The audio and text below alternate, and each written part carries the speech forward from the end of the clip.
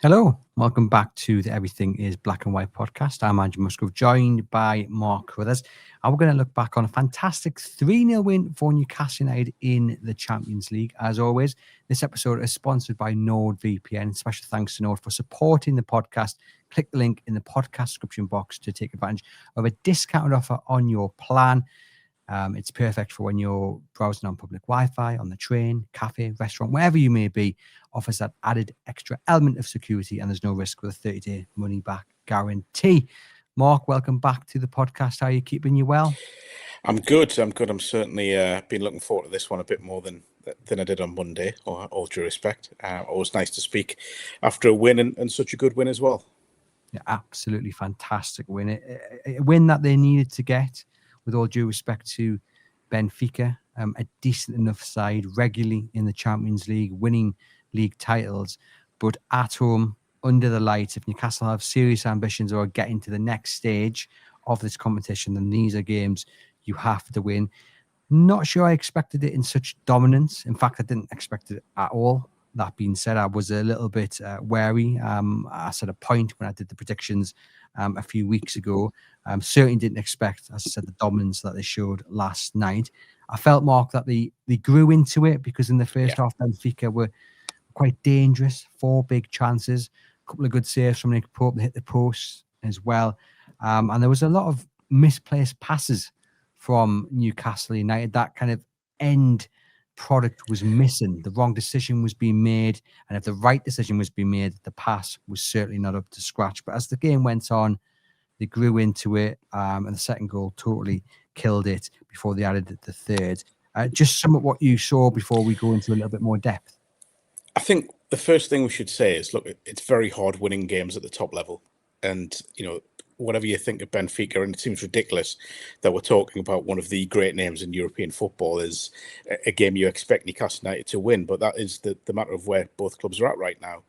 But it is difficult. You're playing against players that have played at the Champions League level for years now, and a manager who has done everything in the game, who knows how to set a side up. And I just felt Newcastle, once they got over what was maybe a combination of a kind of new look side, particularly in midfield. Obviously, some big calls made in there from Eddie Howe. A little bit of a hangover maybe from Saturday's game in terms of the disappointment of the result. So they maybe just had to shake that off a little bit. But once they did, they were fantastic. It was little elements of what we expect from an Eddie Howe side. It was dominant. It was vibrant. It was more in control than it was, certainly, as you say, for parts of the first half. It was just a really good European display, just a really good display in general, and one that gives you a bit of hope that they can firmly move on from what has been a slightly underwhelming start of the season. Yeah, well, we've said that before, though, haven't we? That this could be the result and the win that kickstarts their season, but hopefully it does against Fulham. Let's talk about the starting 11 then, before we get into the game, because a few changes that we expected. Ramsey in was pretty much a given, but obviously then Tonali was suffering with a bug, which no one saw coming until the day before. So Miley came in there, and Murphy came in for Elanga. What did you make of the starting 11? I felt that everyone that came in really proved their worth.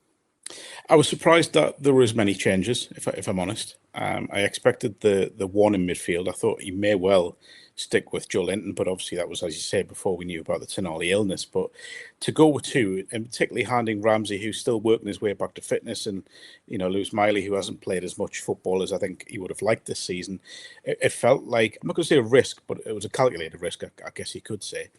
But it's certainly one that paid off. And we've spoke about all of the wingers this season. We spoke about Elanga a lot. We spoke about Anthony Gordon a lot. I'm fairly certain we'll be talking about him in just a moment as well. But Jacob Murphy's the one we've maybe overlooked a little bit, where every time he comes in, he just delivers, doesn't he? I thought he was excellent last night. And the first goal, firstly, we'll probably come back to the Bruno pass, because I could talk about that all day. But the ball across, he makes it look simple. It's far from simple, but he just delivers, doesn't he? Just the assists, the work rate, the energy, the discipline, the link up with Trippier again, that just clicked back into gear once again. I think Eddie, on Monday I spoke about how he's got all of the information from the analysts and all the stats that he needs to back up his team selection, and it clearly all paid off last night, because it was a strong team selection, a bold one, and one that really paid off. Yep, it certainly did. Goals from Anthony Gordon and 2 from Harvey Barnes. I thought, as you said, the changes were maybe a little bit bold, but I expected at least Ramsey to come in. I did expect Murphy to come in. It was the Miley inclusion, although it was slightly forced because of Tonali's illness. But, you can't argue with the performances of both Ramsey and Miley in the middle. One coming back to full fitness, the other one a young lad, totally not fazed by the task ahead of him. I mean, Miley just did not look out of place at all. 37 out of 41 passes complete, which is 90% succession rate. He was all over the pitch, but he was also very calm in possession. I felt it was a really good reminder of what this lad is about, and just a little bit of where he can actually go to as well. Yeah, I mean, I always cast my mind back to I covered a youth cup game against Arsenal sort of 3-4 years ago now, when Lewis Miley was kind of just starting to make his way towards the first team, and he stood out like a sore thumb. And those Arsenal players playing that night that are now Premier League players, and I look at his journey, and he's just taken every step with ease. I mean, we shouldn't forget, he went into a game against PSG away and looked right at home in the last Champions League run. As well as anyone what I think of Lewis Miley. I think there's a Premier League player, and even more than that, I think he could genuinely, and I mean this, play for England one day if he gets his game time at Newcastle and continues his development. I thought last night was a really mature display for such a young lad.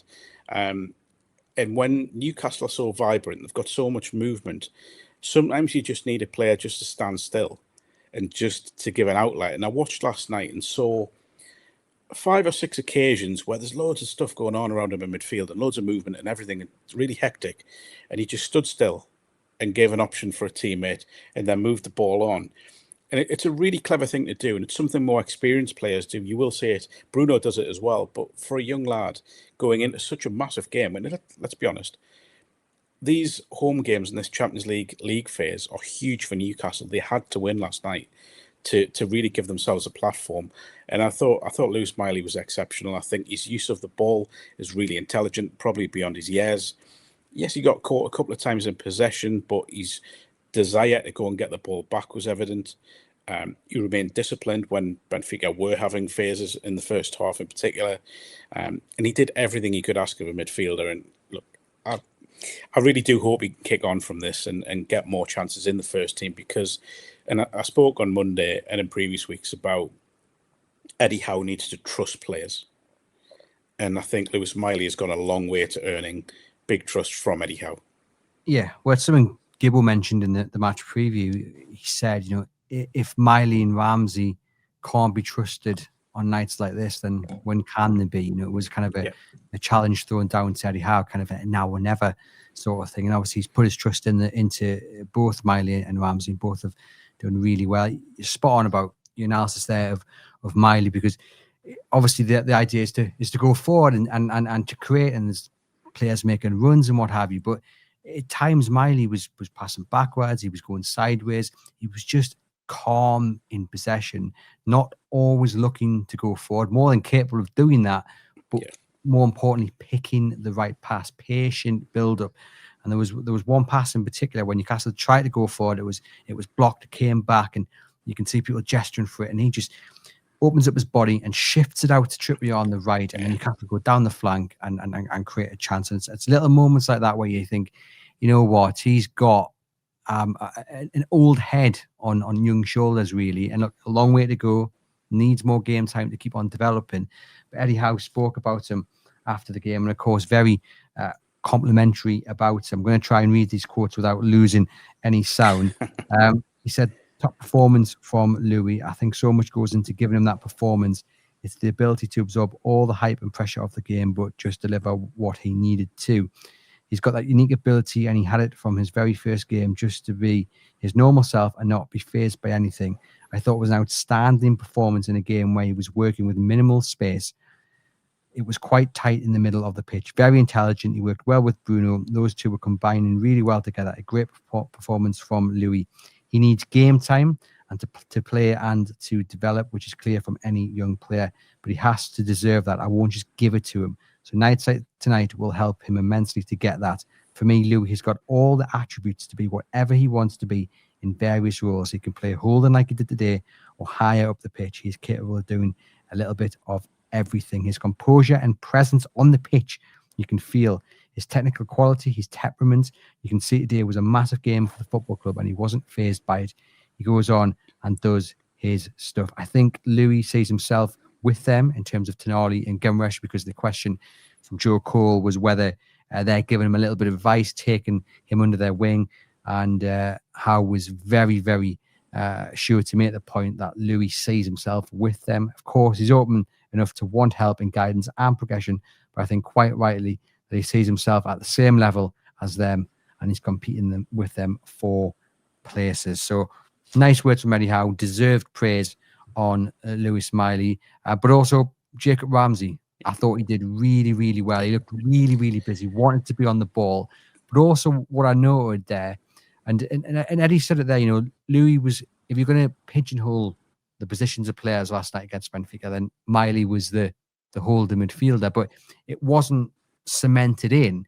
What we saw, especially in the first half when Newcastle United were under a little bit of pressure, sometimes Ramsey was dropping into, in many ways, another centre-back in some phases of attack. And I think that was really key, that he was adaptable to that, but more so that Newcastle United clearly looked at what went wrong against Brighton in all that space. Someone listened to my prayers, didn't they, in the match preview, where I begged them to sort it out. And that's what we saw in that first half. When they were under pressure, it wasn't the full midfield stepping out. One held back, one tracked the man. It was very much man for man at times as well. And that just shut off the threat from Benfica. And Ramsey did that really, really well on top of everything else that he did. Yeah, I mean, look, when Jacob Ramsey came in, there was a lot of talk about what he could offer going forwards. But we know from watching Eddie Howe sides for 4 years now that you need to be more than that to be a midfielder in a Newcastle side. You've got to be able to do the kind of the dirty side of the game. You've got to be able to do the unfashionable side, the pressing, the sitting in if it's needed to absorb pressure. You've got to do all that sort of stuff. And I thought Ramsey last night, he was really intelligent. I thought it was a really intelligent performance. I watched him, and again, mentioned this on Monday. We spoke about it, didn't we? About the possibility of sort of dovetailing down that left-hand side, of linking in with Anthony Gordon, allowing Gordon to come inside, even though I think last night he went outside a lot more than he has been. But he kind of filled in that left side role when it was needed to. But you're right what you're saying, where he dropped in alongside Miley and Bruno and just helped Newcastle absorb a little bit of pressure. And it was just spells in the first half. But that sort of laid the platforms for them to go on and go and win the game comfortably in the end. I thought it was a really good display, good minutes to get into him as well. So he's now getting up towards match speed. What it does do is it gives a big call to make for Saturday against Fulham, because now with Joe Willock coming on as well, Newcastle have got 6 fit midfielders for 3 roles. So sort of problems, as managers always say, they love. Yeah, certainly so. And I think that was the other big plus point from that midfield performance. I mean, Bruno was back to his best, which was great to see. Some excellent passes. And I know you want to speak about that pass for the first game. We'll to it in a moment. But we'll do a podcast on its own on that. The wider point is that the midfield did that well, and Newcastle United as well, that they didn't have to bring Sandro Tonali off the bench, and they only give Joelinton 10, 12, 15 minutes, a little spell to get the legs going. And that is a huge, huge compliment, because we've been in games before when that team news has dropped. And I feel like many people probably felt it at 7:15 last night when the team news did drop and Tonali was on the bench. Now, we've been kind of pre-warned because Eddie Howe confirmed he'd picked up a bug and it was kind of touch and go. So maybe it wasn't as big of a blow, but we've had other examples, other games where we've been missing Sandro Tonali and you go, oh my God, it's Sandro Tonali, he's our best player. But we didn't need Sandro Tonali. We didn't need him, and we didn't need to bring Joelinton on with half an hour ago, because Newcastle had totally dominated that second half and deservedly got the goals to get the 3 points. And that is a massive, massive compliment to those players who have come in. You've won that game. You've dominated that game to such an extent that our best player, in my opinion, at the club doesn't need to be brought off the bench. It's huge. It's huge. And again, this is the thing of, it's a squad game these days. There's no best starting 11. I don't think any manager looks at it, I've got a best starting 11. And Eddie Howe wants to get to that phase where, we can all sit here and debate, this player should be playing there, he should be playing there. But Eddie Howe won't look at it that way. It'll be, and this is when Newcastle United have to continue going, is into that scenario where Howe looks at a side as, this team will be what I play on Saturday because it's best for that game, not necessarily for every game. And I think we saw that last night, where circumstantial, obviously, with Tonali being out and Joe Linton, as we said Monday, probably needing to come out for a spell, certainly for one game at least. But now he knows that he can trust two reasonably young players, certainly one young player, to go in and do a job at the highest level. He's got Joe Willock coming back in as well, and he really needs to get back to full fitness and remain at full fitness for a spell. But I mean, that's 6 centre midfielders, and realistically, you wouldn't mind any of them playing because they can all do a job. It's just finding that blend for each individual game. But I thought, the midfield unit last night, they all added something a little bit different, but the mix was nigh on perfect. And look, if Tonali is still suffering from this bug, then given the performances of Ramsey and Miley last night, him missing Saturday isn't the worst thing, is it? It's going to be really interesting to see what he does on Saturday, and we'll have the match preview with Gibbo later in the week. But I want to ask Mark this because it's talking about his favourite person in the world. Anyhow, said there, I'm not just going to give Lou Miley the time to play. He needs to earn it. He needs to deserve it. I'll tell you what, he did that against Benfica. It'd be mildly harsh, although the world of football, but it would be harsh if he's not in that starting 11 come Saturday. It would be, but then there is also a big game next Wednesday as well. So I do wonder if possibly Miley may stay in the side for Fulham, but then Tonali may come back in for Tottenham, just to give him a little bit extra recovery time. Ramsey, I think, is an interesting one simply because, again, it's the match minutes, it's the getting back to full fitness. Does he risk playing him twice in the space of 4 days, or does he put him on the bench for Saturday, bring Joe Linton back in, and then maybe play Ramsey next week against Tottenham? So, again, this goes back to the squad thing. But I think in terms of Miley, it would be harsh. It really would, because I felt he did everything asked of him last night. I would like to see him start again Saturday as a reward, because I think particularly as a young player who maybe still certainly hasn't established himself in the starting lineup, it would feel harsh on him. And I wonder what impact it would have after he's put in a performance like that to drop out the starting lineup. I do think, though, from a temperament point of view, that Miley would accept it, maybe not inwardly, but certainly externally, would accept that decision and would just get on with it because he's a really good young pro. But I would like to see him handed another chance. I really would. Well, we'll keep a close eye on the team sheet, of course, on Saturday. But yeah, good to see that, at least for the Benfica game, that midfield issue of the space had been sorted, and hopefully that can be carried into the up and coming games in the Premier League and League Cup. Let's talk about Bruno's past, and I'll give you 2 minutes, Mark. I know you would not forgive me if I didn't allow you to. I mean, look, he hasn't really looked himself since that first international break. I think the Bradford game aside, which is different levels entirely, he hasn't really looked the Bruno who's fully fit, or at least fully match fit. But last night, he really controlled that game from the centre alongside Miley and Ramsey. He was excellent. A few misplaced passes, but he wasn't the only one. A few passes that didn't come off in the end. I think he was, maybe in that first half, he was trying a little bit too hard. He was trying to be a little bit too clever. But as the game wore on, he was kind of playing the right and simple passes, and they came off. And I thought he was excellent. I think we've known since Bruno came to Newcastle that the Champions League just brings out something extra in him. He spoke when Newcastle qualified for the Champions League sort of 2-3 years ago. You could see the emotion that hit him when that happened. This is why he wanted to come to the club. He wants to play at that highest level. And And more than anything, and I think he wants to play. Look, with all due respect to Leon, they don't necessarily go deep in the competition too often. Maybe with what we hope Newcastle can become, he saw that. Obviously, last time it didn't really work out, barring the PSG game. But I think this time there's a little bit of a different feel about Newcastle this time. They've kind of learnt lessons, none more so than Bruno. And I think his performance last night was a real captain's display. I mean, you're right what you're saying about there's a few misplaced passes, but they were also made in areas where it wasn't a risk, and he's trying to force the game.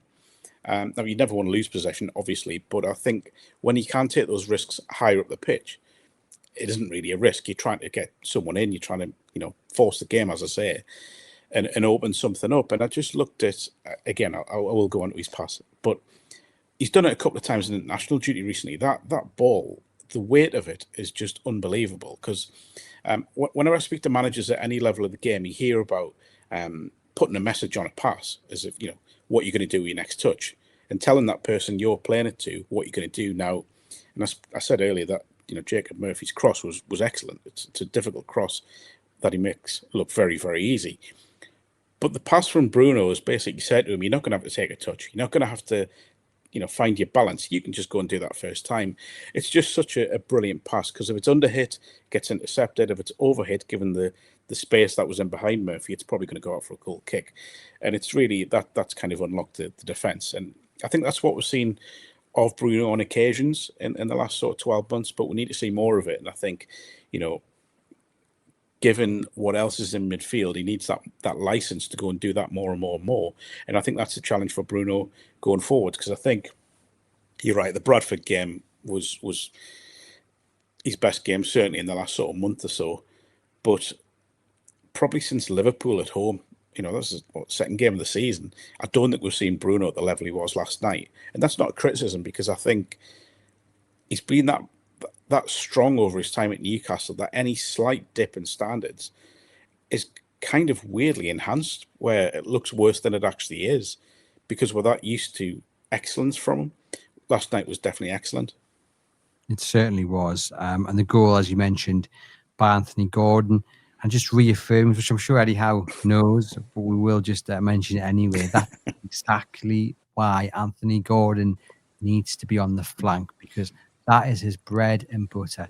Coming in on the final defender at the wide and just tapping it home. He can sneak in, he can get in front, whereas if he's playing in the centre, he's either out of the box or he just doesn't look natural, it doesn't look right. But last night, that goal was exactly what Anthony Gordon does. It was a man of the match performance, his very, very best.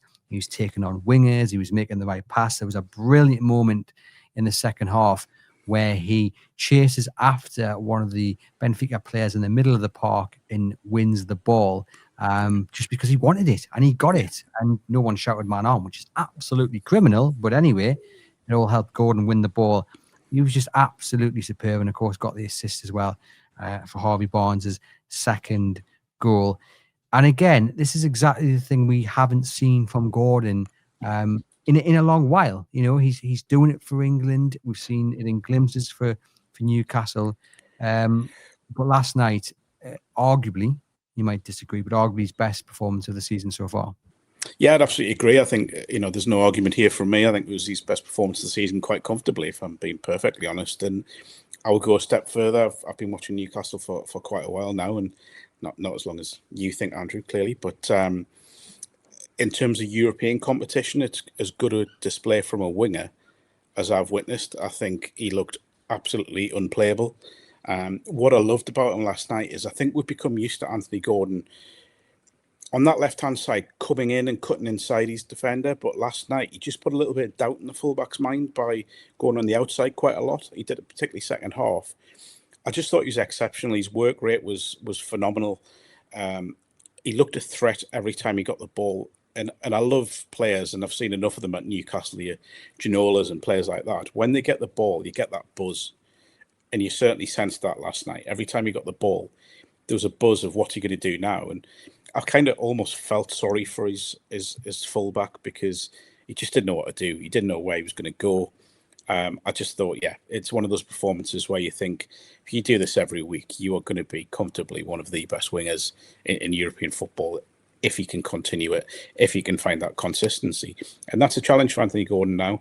There was a lot of talk after the game about will he get that left wing position for England. And now I know we're here to talk about Newcastle United, but that is undoubtedly a name of his. He's spoken about it. He's got strong competition for it. There's probably one of England's strongest positions is that sort of 3 attacking midfielders in behind Harry Kane. Now, I saw nothing to suggest that Anthony Gordon couldn't do a job on that left-hand side for England, but we care about Newcastle. And he has got competition now. He has got an extra motivation to retain his place. And I just think he can become the Anthony Gordon we all feel he can become based on performances like last night. Certainly so. Just on your point about it being the best performance from a winger in the European competition, better than Gillespie against Barcelona? I don't think it's far short. I really don't. Honestly, I don't think it's far short. That's the other one that comes to mind in Europe. I dare say there'll be some other Ginola ones in and around there. But yeah, I think, look, it may sound like overkill. It may sound like a massive oversell, but I firmly believe it. I think when you looked at his impact on the game and the fact that he drove the whole side on, the fact that a little bit like Gillespie did to Sergi, his fullback just looked scared at times. And I just thought he was exceptional. And what I love about Anthony Gordon is clearly he's never satisfied with anything. He wants to be better. He wants to improve. And you could kind of sense that hearing him after the game where he almost like, yes, I know I've been good, but I want more. I want to do this. I want to improve this. I want to score more. I want to assist more. I just think this now, much like Newcastle as a whole, last night has to be the catalyst for a good, consistent run of form for player and for the side. And I would also take it as a reminder of how players can grow, how players can develop, and how players can start their careers in criticism and then come out the other end with, as in Mark's opinion, the best performance from a winger in the Champions League or European nights that Newcastle United have taken part in. That's a slight defense of Anthony Elanga again, and I know people will be sick of me saying it, but I look at Anthony Gordon, I look at how well he's doing now, I look at how much praise he's rightly getting, and I think back to those first few months at Newcastle United until he scored against Chelsea, final day of the season, and look at where he's come now. So there's always a chance to get better, especially in Eddie Howe. Can I just make another point though as well? So there's that whole phrase of, form is temporary, class is permanent. And I think that fits with both players, if I'm honest, with Elanga and Gordon. Elanga's a little bit different because, as we discussed on Monday, he's kind of finding his way into an Eddie Howe side and Eddie Howe methods and such like. With Gordon, he's been through that process. We know what he can do. We've seen it. We don't have to doubt him as a player. You can doubt his form, but that's very different to doubting the player's ability. We know the ability's in there. We know the application's there as well. It's just form dips, especially in forward players, especially in wingers, because as a winger, there are times when you can be out of the game, but what the best wingers do is they go and get involved in the game, and that's what Anthony Gordon did last night. He went and got involved in the game. He made sure he made an impact on it, and yeah, as I say, just exceptional. Well, Jose Mourinho was certainly impressed. Got a little video to play at full time where Mourinho embraced Anthony Gordon. Here it is.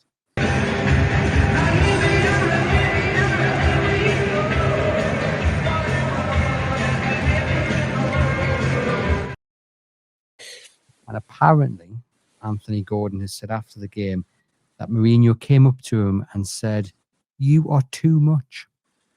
What a compliment. Yeah. Can I ask you a question on Mourinho?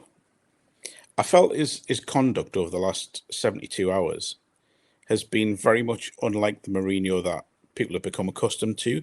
Do you think the weight of his affection for Sir Bobby and Newcastle has led to that? Do you think he feels responsibility to act as Bobby would expect? It's difficult, but I get the point you're making. He's much more mellow, much more friendly in terms of his mannerisms and his behaviour. I mean, there was 1-2 examples where he's burst off the bench last night and he was gesturing, but it's not the Mourinho that you've come to expect. And it kind of tied in with Benfica's performance kind of in the second half. It was just it was nice for Newcastle. Do you know what I mean? Yeah. It wasn't feisty, it wasn't fiery like you come to expect under Mourinho, and we saw that even at Spurs and Manchester United. You know, there was someone to get out of the touchline. You wanted to taunt him, you wanted to shout at him, but this time it was in many ways like your granddad being on the touchline. I think that played into Benfica's performance in the second half when the second goal killed the game off. But yes, certainly not the Mourinho that we've come to expect. That said, I do remember being in the media lounge after Newcastle beat Chelsea in, was it 2014? I think it was, when he was moaning about the ball boys not doing their jobs and huffing around the place. So maybe not so much then, but no, it was really interesting watching him last night. And even after the game, his compliments towards Newcastle were genuinely, I think, heartfelt, and he clearly does have an affection for the club. I mean, I've always loved him, even when people hated him. I just thought, you know what, like, what a manager. And I still think he is. You know, his time of coming to Newcastle is clearly gone now. But at one point, I think it would have been lovely to have seen that, to see if, again, that link with Sir Bobby may have brought out a separate side in him. Yeah, I was saying this last night. It kind of feels like this isn't a disrespect to Benfica, a huge club with huge history, but it just feels like a retirement job in many ways. I don't know why. It just doesn't feel like. Felt like Turkey was a stopgap. Benfica is just another job, as much as it's got the background and history with Mourinho. But I don't see him coming back to the Premier League. He might get a Portugal job, but I feel like we're seeing the beginning of the end of Mourinho, so to speak, and he's just going to go off and enjoy his retirement with all the accolades and trophies that he's won. But yeah, I mean, great to see him back. Great character, but I agree, much more mellow, Mark, much more mellow. Brilliant, as we said there, from Gordon. Barnes off the bench, another man who's had his critics, but 2 goals, 2 great finishes. Yeah. Well, there's a lot of talk about the build-up to these goals. Let's talk about Harvey Barnes specifically. He always tends to do this, doesn't he? You know, he comes in for a little bit of stick, and then he makes an impact off the bench, and then he gets to run the games, and he maybe does it for 2 or 3 outings, and then it kind of falls away, and then the criticism comes back. It's a circle that we see all the time with Harvey Barnes. So the question I put to you: is it possible to simply just be an impact player off the bench? And if Harvey Barnes is that, is there room for that in Eddie Howe's Newcastle United? Yeah, that's a really good question. From a player's point of view, no, because I don't think you want to be bracketed as an impact sub. And I always felt the best example, I guess, in sort of Premier League era would be like Ole Gunnar Solskjaer, wouldn't it, at Man United, where he came off the bench loads and scored, but he was so much more than that. And I think Harvey Barnes is probably in the same bracket, where I do feel it's a little bit premature to be calling him just an impact sub. I think he still has a big role to play within this Newcastle United squad. And I still feel, much like, you know, the centre-back situation, much like the midfield situation, the wingers now have to get themselves in a scenario where they are doing stuff like this, where they are putting pressure on if they are handed starts when it's not expected. They're getting goals, they're getting assists. If they're coming off the bench, they're doing exactly what he did last night. I mean, look, I'm fairly certain I've seen someone at the club say that Harvey Barnes is the best finisher in the squad. I can't remember who it was who said that. It was about 6 months ago now, but it was definitely said that it was him. And you look at his finishes, his first one last night it's such a good finish, you know, like with that, again, you're right, everything's being made of the throw from Pope, but he's still going away from goal. He's got a man coming in. The goalkeeper's narrowed the angle as he'd expect him to, but to whip the ball across him on the run and get it almost perfectly into that far corner off the post, it's a brilliant finish, and it just shows you what he is. Now, what I will say, I do feel we are approaching a point where there may be a decision to make over his future at the club. Because will Harvey Barnes want to be what you just said there, that impact sub? Probably not. Is he going to be happy sitting on the bench for the next however long? Probably not. So he's got to really keep pushing Eddie Howe, and that's where his next challenge will come. But yeah, all you can ask him coming off the bench, in fact, it's probably more than he can ask, is to come on, get 2 goals and really kill the game. Yeah, and 2 fantastic finishes, as you mentioned, and maybe another one as well, to a lesser degree, to Gordon, but his stats are fantastic. he's scoring goals, he creates, and again, he's had a little bit of criticism. What does he do other than score goals and create a few chances? But you can't argue with the numbers. We just need to see a bit more consistency from Harvey Barnes. And look, right now, I think most people would say, and let us know in the comments, I think most people would say, yeah, he's an impact player. He's best when coming off the bench. And if Harvey Barnes doesn't like that tag, doesn't like that title, then there's only one man who can rid himself of that title, and that is Harvey Barnes. And hopefully he can do that, because what we do want is we want Gordon at his best. We want Barnes at his best. We want Murphy at his best, and Elanga. And 3 of the 4 wingers last night, in many ways, silenced the critics. Elanga came off the bench, and sad to say, I mean, it didn't go well for him in the brief cameo he had. It's just not clicking. It's not gelling with other players, but it will do. It will do, and hopefully it will do sooner rather than later. Let's talk about the assists then when it comes to Barnes's goals. We'll talk about Nick Pope's wonderful throw. I mean, first off though, 2 really important saves in the first half. Really crucial, because Benfica at times in that first 45 were on top, and if they get a goal or they get level, then Newcastle United might have a little bit of a problem. So Pope did what he's paid to do. That first one, especially after Dan Burn got beaten, was absolutely perfect. To stay upright and strong and big, great save. And then second half, the throw is unbelievable. And if you watch it back as well, it's not like he catches the ball and then does it. There's a little bit of time before he looks up and sees Barnes running. It's a great throw. Fair to say his shoulder must be intact. It's a lovely bit of distribution. I mean, what chuckled me is, because obviously everyone's celebrating, jumping up, and we'll get to the celebrations around Nick Pope in a moment as well. But the guy I was sitting next to was saying, absolutely brilliant. I said, and as we were talking, the ball's gone back up to Nick Pope, and it's a goal kick to Newcastle United. And I said, he's going to kick it out of touch here. He really is. And literally the first kick after that wonderful assist, what does he do? He kicks in touch. And look, it is an issue. He struggles when players are running at him. Even when he's taking that first touch, he looks nervous. He's going to make more mistakes as the season goes on. But is there a better shot stopper than Nick Pope in the Premier League? I don't think there is.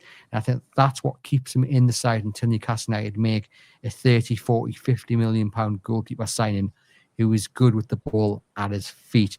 And right now, you just accept he's not very good with his distribution, but he's brilliant at shot stopping. However, if he can somehow transfer throwing the ball to his feet like he did with that assist, things will be looking up. Yeah, I was going to say his distribution, just to correct, he's not great with his feet, is it? Well, it's not where it should be. But we saw last night with his hands, just incredible. To even consider doing that is incredible. We should point out there was a little misjudgment from the defender, but let's take nothing away from Nick Pope. But you're right to point out in the first half, when you looked at Lukebakio was the main threat, wasn't he? At some point, he was the only threat. Really gave Dan Burn some issues on that right hand side, on Benfica's right hand side. The save early on with his arm, where he's got it round the far post at the Gallagher end, is just an incredible save. It's instinctive. But it's an incredible save, and he's made 2 or 3 really top saves. You're right, he's one of the best shot stoppers in the Premier League. He's really commanding in the air as well. The only slight downfall with him is that distribution with his feet, but that you kind of got to accept that, because everything else in his game is so strong. And I don't think at the moment, and I mean this at the moment, of any goalkeeper that I think is available that Newcastle can realistically available to Newcastle, they can improve on what Nick Pope gives them at the moment. So the one I think they missed out on was Mamardashvili, who's obviously now at Liverpool and will become their number one probably next season. I do think Newcastle missed a little bit of a trick with him. But even then, Pope's established himself as number one. He's earned that trust that we always talk about from Eddie Howe.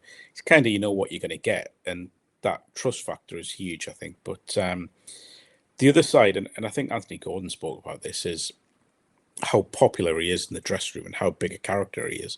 And you saw that in the celebrations when everyone's gone to him. And you kind of felt for Harvey Barnes a little bit, because he's probably thinking, whoa, what a great finish. I've just, but then he's looking around and everyone's jumping on Nick Pope. But yeah, clearly good character, and I think, as I say, someone who has the trust of Eddie Howe and will continue to have that.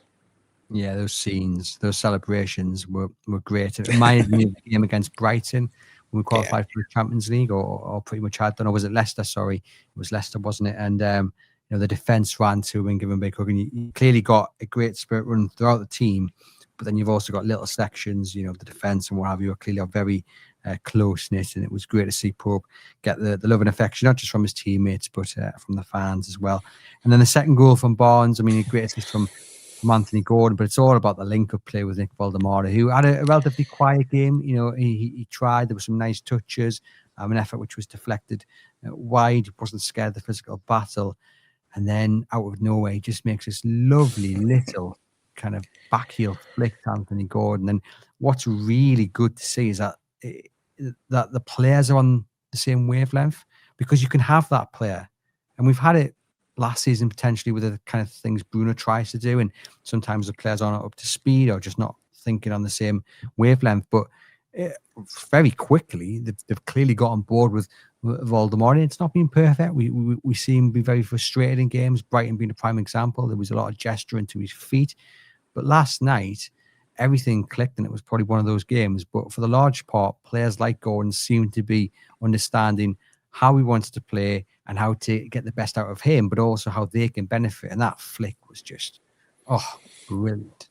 Yeah. So after Brighton, when I spoke about, not kind of over-analysing, not necessarily getting too down about the result and performance, at the same time, I think we have to look at the other end of that scale, where it's not getting too carried away. It's not thinking this is now Newcastle have solved all their attacking problems. They're now the perfect attacking force. However, what we can say is I think what we saw last night for quite a few parts in that game and quite a few attacking spells is that the forward players are learning and the midfield players are learning how to work around Nick Voldemort. And I think that goal kind of sums it up. It's probably the biggest indication that they are now getting on the right path to bring out the best out of not just him, but of the attacking unit as a whole. The touches, we spoke about when he signed about him being a unique player. And I think you saw that last night more than maybe any other game, because some of these little flicks and touches, especially that one, were just exceptional. I mean, that move, I think if that happens at the very, very, very top level of the game in the Champions League final, you probably talk about it for years, wouldn't you? What about that brilliant passing move and the flick from Voldemort, even the weight of the pass from Gordon into Barnes. Again, I spoke earlier about the putting a message on a pass. That's basically telling Harvey Barnes to go and finish it first time. It's just a brilliant goal. It's incisive. It's the passing and the movement. Everything's perfect. It's a brilliant goal. And as I say, a real indication that maybe Newcastle now are getting towards where they should be with the attacking talent that they do have. Yeah. And then to take it all the way back to the centre of defence, just quickly, we talk about total dominance. Well, that really has to start at the back when you are the team in control, when you've got the majority of the ball. Botman, 60 passes out of 62 attempted, 97% success rate. Malik Chow, 55 out of 58, 95% success rate. They right there, the building blocks of dominance. And if we can see more of that in the Premier League, then Newcastle United will be just fine. If I could make a comparison with another player that was on the pitch last night, so Antonio Silva, who's in the Benfica side, was not so long ago rated as one of the most highly rated defenders and young defenders in Europe, I should say. He was being linked with 50, 60, 70 million pound moves to Real Madrid were mentioned, Man United were mentioned. There was a load of clubs that, big name clubs, genuinely huge name clubs. Newcastle, I know for a fact, watched him on several occasions. Last night, Sven Botman looked twice the defender Antonio Silva looked. And I mean that. I know it sounds, again, like I'm overselling it, but everything Botman did last night was exceptional. He was commanding in the air. He was good on the floor. His use of the ball was intelligent. His concentration levels were at the highest I've seen them for a long time. Possibly the biggest thing is the fact that he looked fit and confident in his fitness and confident in his ability to sprint for a ball. There was no concerns. It was all everything you'd expect it to be. Again, you look at his contract situation, he's the one, I think, along with Tonali, that you get tied down. I genuinely think Botman could become one of the best centre-backs we've seen at Newcastle if he can stay fit, if they retain his services. And last night was one of the reasons why I'm so confident in making that claim. Yeah, I think many people would agree with you, Mark. Well, fingers crossed that this victory can be carried on into Saturday against Fulham at St James's Park. We will have a match preview and the view from the opposition to come up. And then it'll be Wednesday against Tottenham. I am off next week. I'm back for that game, but Mark's going to step into the hosting shoes. So there will still be a Monday show. There will be a match preview with Gibbo and then a view from the opposition as well. Before I sign off, I just want to play a clip of the Benfica fans who were excellent. The rain did not dampen their spirits. They ended up in Banyan, which does excellent pies, by the way. I mean, there's lots of nice bars to go to. An advertisement that I've been paid for. I like the pies from Banyan. They went in there. They had a good time. They were chanting. They were singing. And then they came out. And this is a little bit of a taster of the atmosphere. And this is exactly why we like Champions League nights.